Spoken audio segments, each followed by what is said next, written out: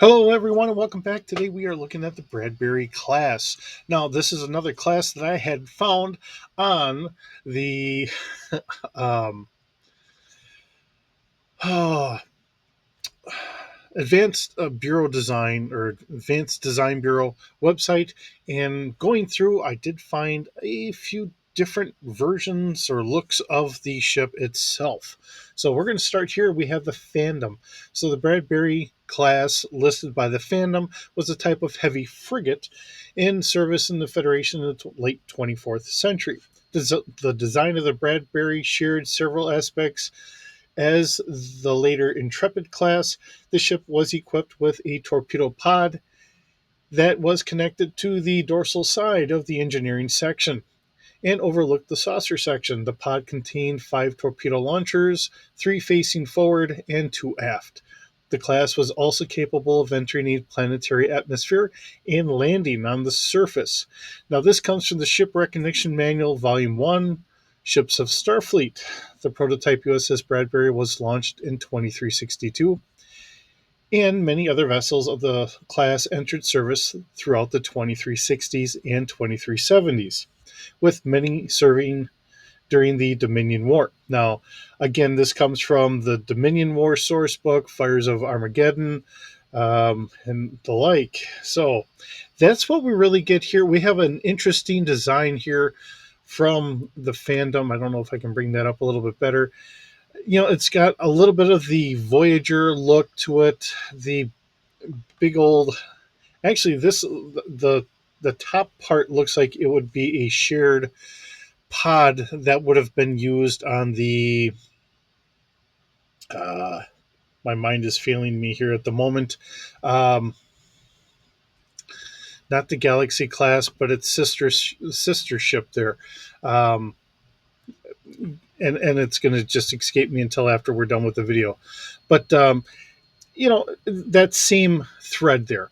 Um, I I would say it would probably be a shared pod. Now that's what they had there in the fandom. Now that I closed that by accident. All right. Now getting into what we have, Utopia Plantitia, their version of the Bradbury class, is again an official Star Trek ship class, of which we know little about the prototype, or a little bit more than what the prototype's name was. However, in the fandom, as regarded as a predecessor to the Sovereign and Intrepid class, with regard to this assumption, this file presents a ship design for the class as well as specifications and stages for later development. All right, so just the interesting thing is as you get a ship that's been brought up or whatever, and we do have an NCC number for it because, I mean, we can see that in one of the episodes, but beyond that, it's all speculative. So we're just kind of working off of all of that. So, for the history that we have listed here, the experimental Bradbury class prototype, completed in the mid 2360s, is the first Starfleet vessel that is all successfully put in practice an elongated elliptical saucer section and angular curved hybrid design, and on the whole, a very straightened appearance, which really differs from the established Starship uh, design with a round or horizontal elliptical saucer section. The middle sized Bradbury class, designed for research missions, is therefore a direct predecessor of the smaller Intrepid class and the larger Sovereign class that adapted the revolutionary new design of the Bradbury and specifically improved it. For a long time, actually, a Bradbury class didn't exist because, firstly, only the experimental prototype and the USS Bradbury was intended to be constructed, and this vessel remained the only ship of the class for many years. Although usually being more receptive to new technologies and designs, Starfleet's weariness with the Bradbury class was more than justified, taking into account the long period of development and of related specifications which date back to the 2340s. At that time, a corresponding design was considered for the first time. However, due to the then outstanding or understanding of warp field geometry, which, for instance, led to the very curved Galaxy class design, um, it was never put into practice. The first project of the kind, the Cora class, and all following projects failed because of these theoretical hurdles. Starfleet did not succeed until 2356 in developing a propulsion model that would really enable a high warp starship with such a design. In the same year, the Bradbury project was stated that it should check these new possibilities in starship design: an angular, curved, straightened hull.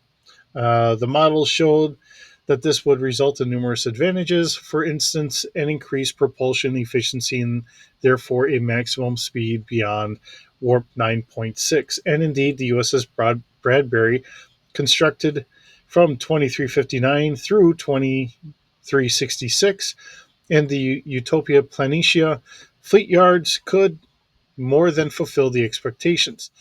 Nonetheless, series production was delayed in order to test the experimental prototype for some years in practical use and to integrate all obvious possibilities to improve the design into the Intrepid and Sovereign projects, started to or at the beginning of the 2360s. However, after the new design has finally proven with all these ships and Starfleet's general need for quick and powerful ships since the conflict of the Dominion uh, War, the series of production started in 2370, and in the meantime, the first Bradbury class starship has left the dry dock to keep the peace in the Federation and explore the vastness of space. So, looking at what we have here for specs that they had come up with, they're classifying it as a explorer, and of course, we do have two registries. We have the NX72307, which I have seen before, and then there's the USS Mobius, which is NCC 75928. Their dimensions give it a length of 474.9 meters, a width of 265.1 meters, a height of 92.2 meters. Everyone's been pretty consistent with relatively the same sizes, so that's not a big issue. Let's see, we have a mass of three thousand three looks like 3.075 MT. So I'm going to say megatons, like 30. So would it be like 300,075 metric tons or something? And then deck count is 22. I've seen between 20, 22 in some of my other looking around for the Bradbury, which we will get to probably in the next slide over, if not the one after this. Now we have the warp engines with two nacelles, which is a standard by Gene Roddenberry. Maximum speed is a 9.6 with a 9.8 max rated speed for 12 hours. We do have two impulse engines, the deflector shield, 7 phaser banks at type 10, and 4 photon torpedo launchers. Now that's what we have here. Um, for one of the other fandom sites here, Star Trek Dimensions. Now, let's slip on over to this is the fandom site. Now, uh, their take on the USS Bradbury, which again is the NX class, 72307, was a 24th century Federation starship operated by Starfleet and was a prototype of her class. In 2366, the Bradbury, was in orbit of Beta Z. It was arranged for acting Ensign Wesley Crusher of the USS Enterprise D to be transported by the Bradbury to Starfleet Academy on Earth. which is where we get everything from, where Wesley would begin his classes. Because of an emergency aboard the Enterprise, the Bradbury departed Beta Z without Wesley. In 2367, the Bradbury was undergoing warp drive performance tests. The ship was named on the chart Starfleet Operations Sector 21166 23079 on the Enterprise's bridge. Now, this is some of the things that we were never really meant to see. They had to come up with names of stuff. So there's a lot of Easter eggs for Star Wars out of a lot of these as just jokes that went behind the scenes. And unfortunately, because everything went into high definition, we could finally start reading some of these kind of off the cuff names that were listed on some of these screens that were just meant to populate and never truly be seen. So, continuing on here, let's see. In 2369, the Bradbury was again undergoing warp drive performance tests. The ship was named on the charted operations Enterprise D Observation Lounge. In 2364, of the anti-time past, the Bradbury was named on a Starship missions assignment chart in the observation lounge of the Enterprise D. That's all that they have listed there um, for what we have. Now, last but not least, let's get on over here. And actually, I had kind of clicked on one of the pictures here, which I was kind of trying to use for coming up with some of the stats. So, this is meant to be a heavy cruiser by the Advanced Starship Design Bureau, which is where I kind of got the length, beam, and height from. Deck count of 20, crew complement of 450. Now I had AI help me a little bit here, but even when I have AI help, I have to finish off a lot of this stuff. It is a great start, and it will come up with reasoning for it. So I could even read some of that off for why it's kind of because I'm asking it to put this into the D6. So it's trying to reason things with Star Destroyers and everything else. But just trying to get it into doing nothing but Star Trek here, I have to go through and I have to kind of do weapons and everything else. So the weapons I grabbed from when we get into that is actually from the Saber class because I had Type 10 phaser arrays.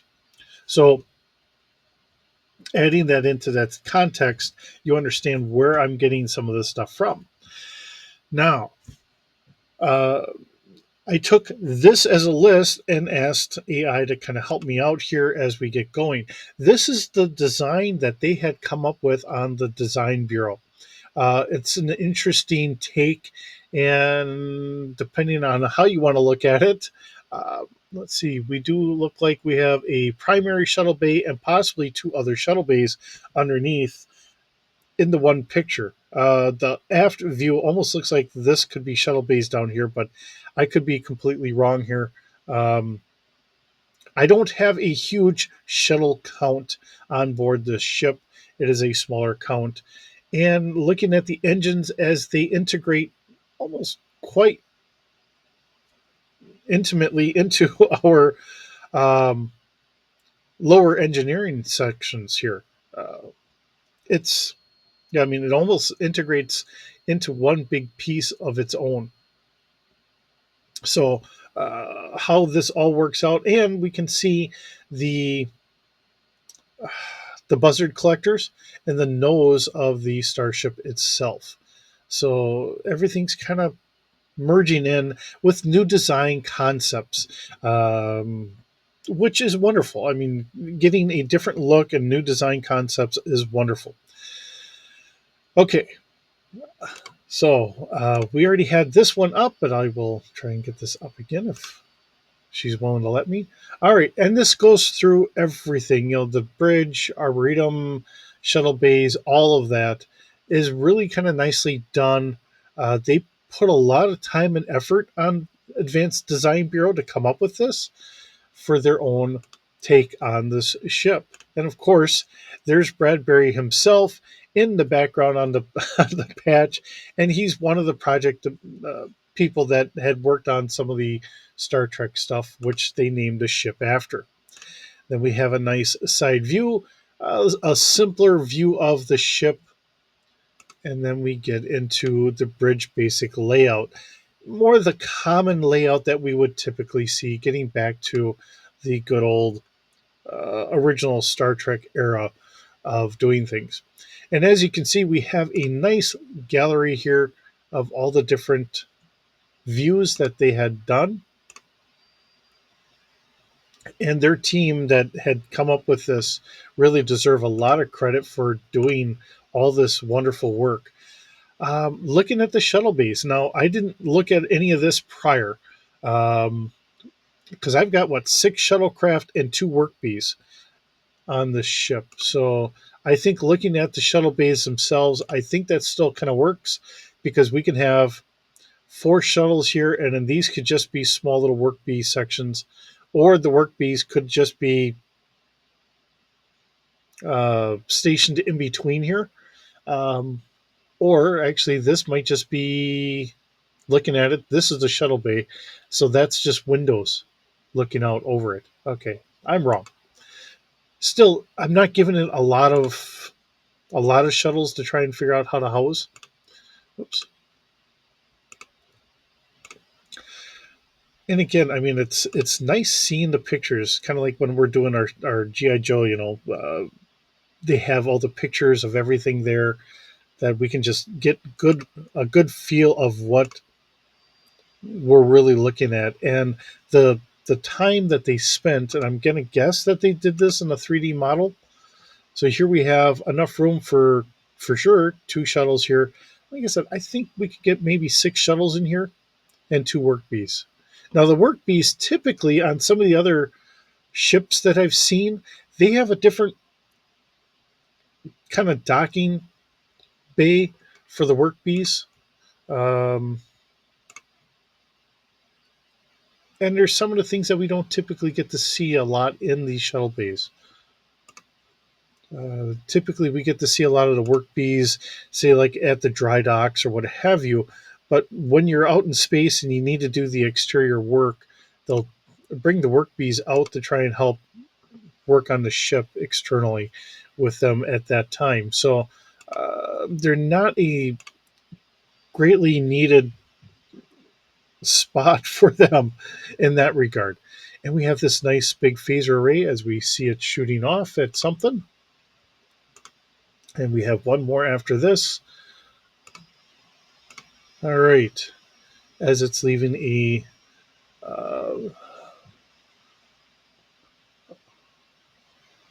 Alexandria space station from the looks of it.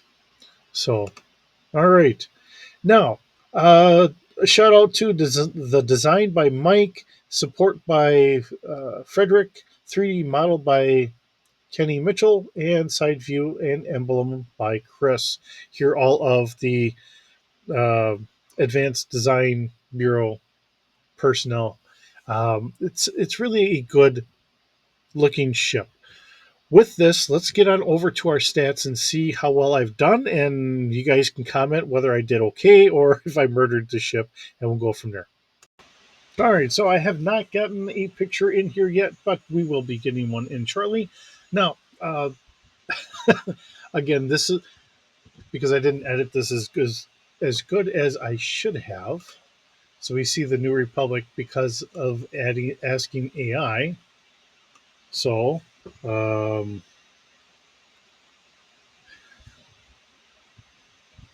and I was concerned about some of the other some of the other things I knew I had to get changed before we got this all done up. So we'll just leave it at that. United Federation Bradbury class heavy monitor. Okay, it's a planetary defense cruiser, capital scale, 600 meters long.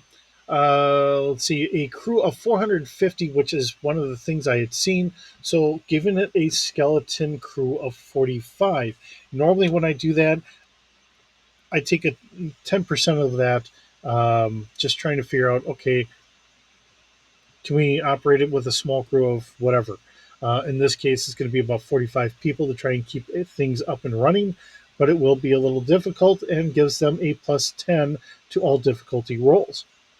Now, if we're looking at it as a generic ship, it would have an astrogation of 3D, capital ship gunnery of 4D plus 2, capital ship piloting of 3D plus 2, capital ship shields of 4D plus 2, and sensors of 4D.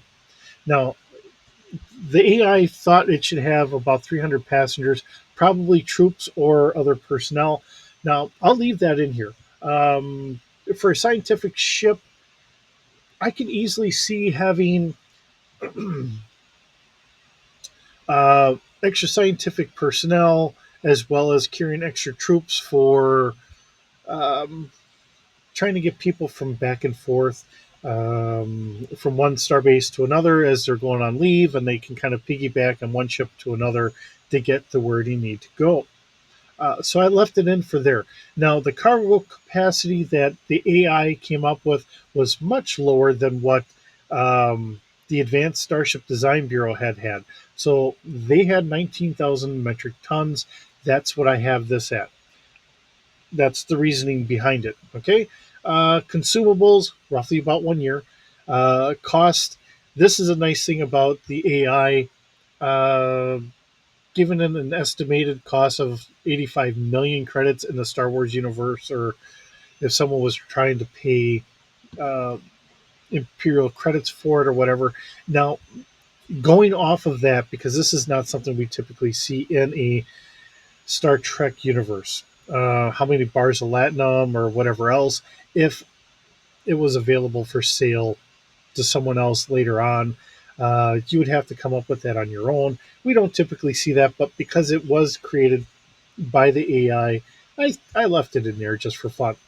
Now, the AI didn't have this fully right, and I had to kind of change things a little bit to get the warp speed to work out. So our standard cruise is going to be a warp 6.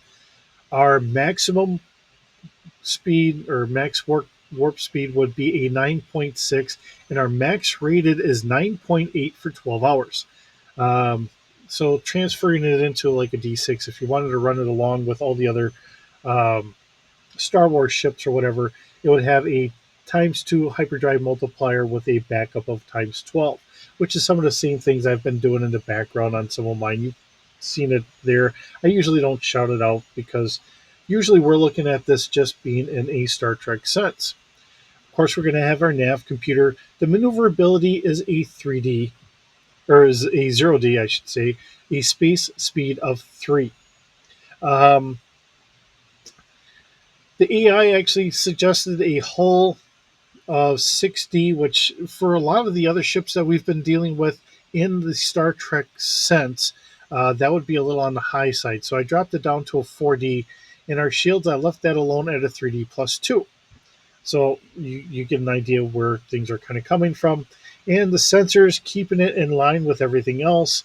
We have a passive at 4 kilometers with a 1D bonus, an active scan out to 8 kilometers with a 2D bonus, an active search out to 15 kilometers with a 3D bonus, and a focus scan out to 600 meters at a 4D bonus. Now, this is where I had to kind of shuffle a little bit. And like I said, I kind of cheated a little bit because it was available um, from the Saber class. I didn't want to grab from the Sovereign because they had the not the Type 2 photon torpedoes, but they had the quantum torpedoes. Um, so I really grabbed from the Saber class. They only had, I believe, the 6 Type 10 phaser arrays instead of 7. So I have 3 phaser arrays in the forward section, one port, one starboard. So there's two between the port and starboard, and then one port, one starboard aft. So that gives us some firing there.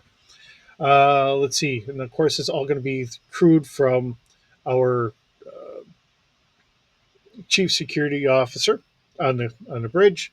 Fire control is going to be a 2D. The rate of fire would be three shots per round. Damage is 4D.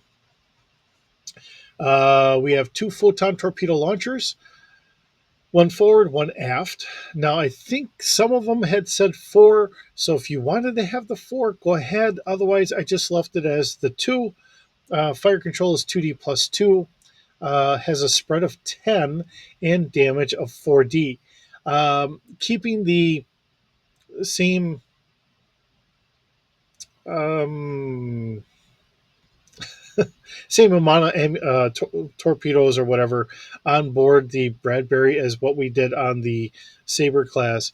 We have 100 Type 2 photon torpedoes, so you have an idea. We could go, five rounds if you're shooting 10 from both the forward and aft photon torpedo launchers.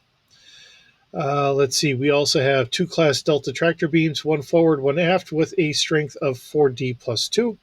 And our class Alpha tractor beams for our shuttle bay, and that's a strength of 3D. Crew quarters. Now, I had to add in the barracks for about 300. That's going to be if we're having standard troops or whatever else.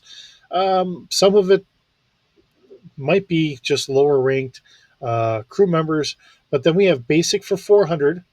We have expanded for 30 and luxury for 20. So, depending on how high up in the planetary government that we have, dignitaries or scientists or whatever, we might want to put them into a luxury. We might keep, say, 5 or 10 of them just cordoned off for those types of visitors, and going from there. Okay, we do have escape pods. We have 140 for capacity for each, which does give us enough for, would be 500 and some odd. So actually, we're a little short. I need to up that a little bit if we're looking at some 750. So, yeah, I'm going to have to add a little bit here. Our escape pods are going to have to go up probably by another 100. So we'll make it 240, so that way we have plenty throughout the ship. This was commissioned in 2366 by Earth Reckoning. We have two personnel transporters for capacity of 6 persons each, two emergency transporters for capacity of 18 personnel each, two cargo transporters for a capacity of 400 kilograms. We have 6 shuttlecraft and 20 and two shuttle pods. And 60 probes. Now, I left this in here. This is well beyond everything else, just so you can see what the AI comes up with and where I have to make changes, because AI is not perfect, especially when we're doing stuff like this. So, what it kind of came up with for a weapons platform was 15 heavy turbo lasers, doing 60 damage, 20 ion cannons, doing 4 damage each, or 4D damage each, and then 6 heavy tractor beam projectors. Um, so it gets kind of close. It's trying its best, but it doesn't understand that I'm really trying to keep this in more of a Star Trek sense, not a Star Wars sense. So I have to kind of go through all this. This time I was able to kind of cheat and grab from the Saber class. Normally, if I have the knowledge, like the Type 10 phaser arrays, and regular photon torpedo launchers, I can go from another ship that we've already done and I can grab them from there. And I have to change it around for what we have. The rate of fire is usually a spectrum here. We're given a little bit of a leeway. You're going to be looking at anywhere from a rate of fire of 1 to 5. So 3 is a nice safe spot to put it at, right there in the middle. If you wanted a more combat oriented ship, I would, maybe get it closer to like a 4 or a 5. Um, if you want it to be just a general ship like what we're looking at, a 3 is great. It's not the most combat oriented ship, but it can hold its own pretty well. So you're getting the idea of what I have to kind of do to get into this. Um, I mean, if you guys wanted to try doing AI for some of this stuff, you could do it or use it to make your own ships, which is always a lot of fun. And I've done that a couple times. Maybe we'll get to them for some other species that I had created for doing one of the narratives that I had done. Having a sense of a group and a ship and coming up with stats. So if I do want to throw that out there, like I said, when I'm doing my own role playing games or whatever else, I'd like to have an enemy that's not directly linked with everyone else unless I'm playing inside like the Dominion War or something like that. Um, we can always create our own stuff. And as a perpetual DM, referee, whatever you want to call me, I always find it fun just throwing out my own stuff, creating my own little corner of the galaxy and just kind of running around in there. And the rest of the galaxy can do what it needs to do, and I'm not interrupting anyone else's timelines or anything that's overarching. I'm just worrying about what's going on in that sector. Now, as far as when we're talking about this being a test bed, the way the engines are put in here is interesting. Seeing that they're tied directly into the secondary hull uh, and the like. Uh, these are newer concepts that we're seeing a lot more of. Now, Roddenberry himself always wanted to have the two engines, and the idea was is because you needed to create a warp bubble, sustainable warp bubble. When we get into the old FASA, they were able to put it into the lore that you could do it with a single, but I believe technically it required a little bit of extra power to generate that bubble than you do with two warp nanocells. Now, once we got into the next generation, um, they talked about the difference between the first generation and the next generation was there was only one warp coil in a single nanocell. In the next generation, there was 24 coils in a warp nanocell. So they were excited. They said, "Hey, can we then have a single engine out here like what's been done in FASA, but we were never able to do on screen?" And Gene Roddenberry was very adamant that was a no, even though that technically you still had enough even numbers there that you should be able to create a sustainable warp bubble. Um, but whether you want to allow that or not, that's always going to be up to you. I would say if you're doing a single in the next generation, we might want to say it might be a little bit slower than our two nanoCell counterparts for the simple fact of they can spread that out to make a better warp bubble. We can do it with a single one, but it's going to take a little bit extra power. The Defiant works pretty good. It has a lot of power in excess, but unfortunately, that was its own problems that they had to kind of work around because it was generating too much power for the size ship that it was. Gave it a lot of offensive capabilities, but at the cost of they had to work things out so it wouldn't tear itself apart. Um, just dealing with those aspects. So, however, we want to play this in a gaming sense, that's one thing. Or if we want to make up our own stories, or when we look at this stuff in a standard Star Trek sense, yes, we can do it with a single warp nanoCell. We've seen them do it technically in canon because it was the Lower Decks animated series. We do have a couple ships that are running with a single warp nanoCell built into the ship. Um, but I guess in some regards, let's treat them as maybe not the most efficient way of doing it. Um, and in that then regard, maybe letting them run a little bit slower than what we normally would see most ships of that size. Going from there. All right, with that being said, thank you so very much for joining me today. It's always wonderful having you here. I hope you're doing well, and I will see you in the next video.